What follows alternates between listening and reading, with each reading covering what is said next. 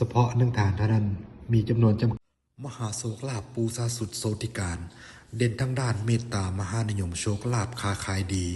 และที่สำคัญเด่นทั้งด้านแคล้วคลาดปลอดภัยเพราะได้3อาจารย์เกจิชื่อดังปลุกเสกให้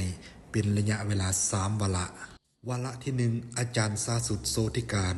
ศิษย์เอกอาจารย์ซาคำแดงปลุกเสกให้วาระที่2อาจารย์บุญแปงปลุกเสกให้คารวะสายไต่ที่มาแห่งในตอนนี้วาระที่3ปลุกเสกโดยหลวงปู่สวรรคำจันทสาโรแห่งวัดภูเขาควายเปิดแบ่งปันให้ตอนนี้มีจำนวนจำกัดเนื้ออัปกาหน้ากากท่องทิพย์ลงยาโมงซึ่งจะเป็นหน้ากากท่องทิพย์หน้าหลังเปิดแบ่งปัน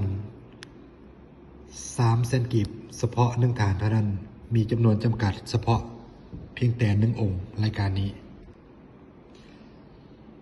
เนื้ออัปกาหน้ากากท่องทิพย์1 ใน 69 เหรียญเปิดแบ่งปันพิเศษเพียงแต่300,000 กีบเฉพาะ1ฐานเท่านั้นมีจำนวนจำกัด